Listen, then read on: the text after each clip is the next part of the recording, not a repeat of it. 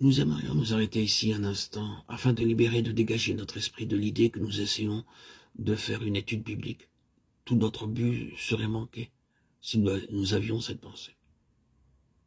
Notre but avec l'aide du Seigneur est de considérer toutes choses au point de vue pratique. Nous appliquons immédiatement l'appel et nous demandons le Saint-Esprit en nous.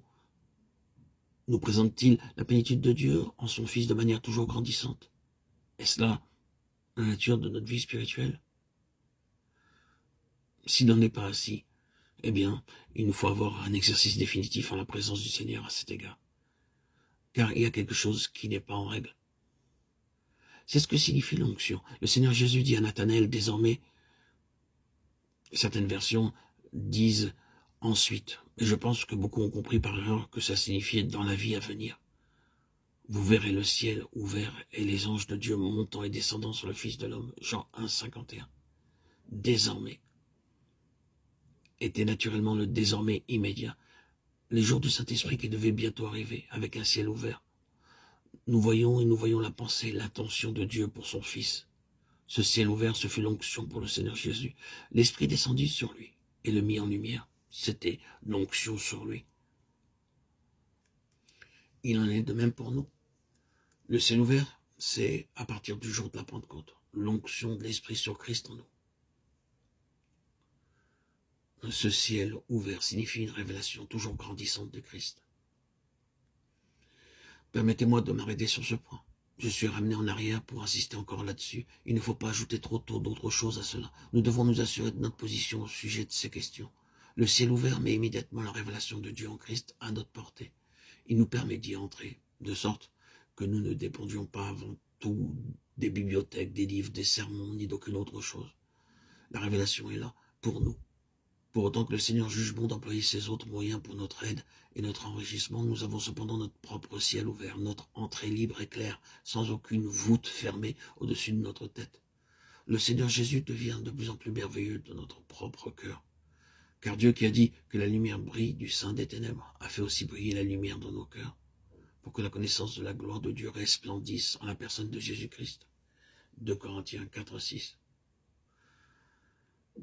Cela étant vrai, et s'il n'en était pas ainsi, peut-être devrions-nous simplement nous arrêter ici pour nous mettre en règle avec le Seigneur.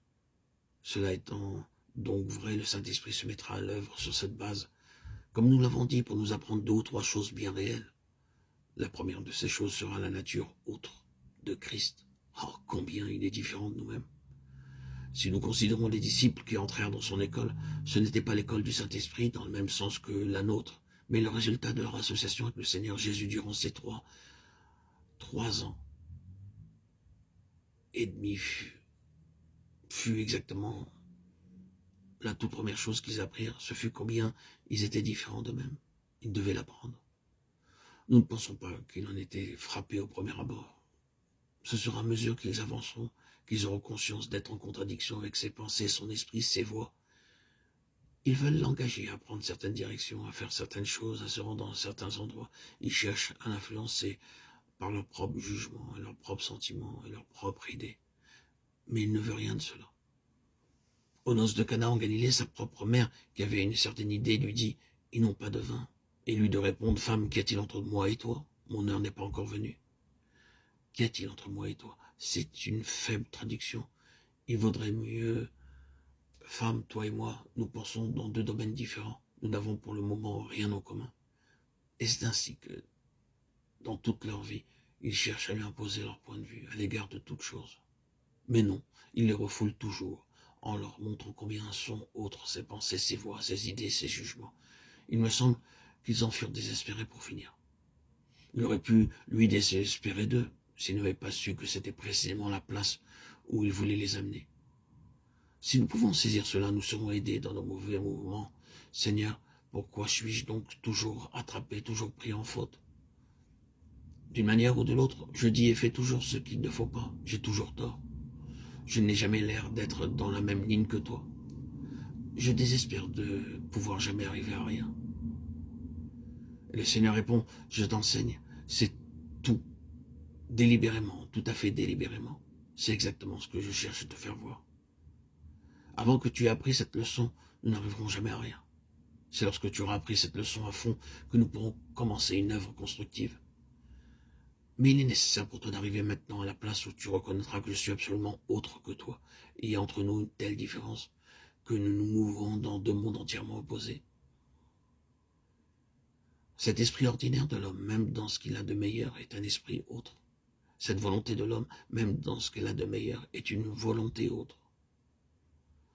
Nous ne savons jamais ce qui se cache derrière nos mobiles, nos intentions, avant que le Saint-Esprit n'ait pénétré jusqu'aux profondeurs de notre être pour nous le faire comprendre. Nous pouvons exprimer nos sentiments et nos désirs par les termes les plus pieux. Nous pouvons, comme Pierre, réagir en présence d'une suggestion divine.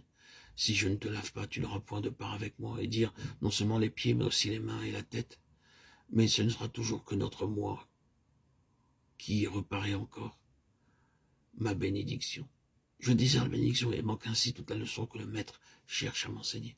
J'essaie de vous enseigner le dépouillement de soi, aurait-il pu dire. Mais vous saisirez de chacune de mes suggestions pour satisfaire votre moi, pour acquérir alors que moi, je m'efforce de vous dire, donner, abandonner. Ce moi peut paraître de la manière la plus spirituelle. Le moi recherche une bénédiction spirituelle.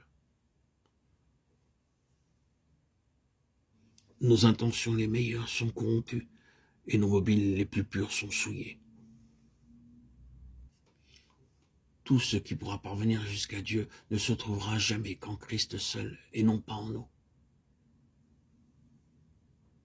C'est là la différence qu'il y aura toujours entre Christ et nous-mêmes, bien qu'il demeure en nous.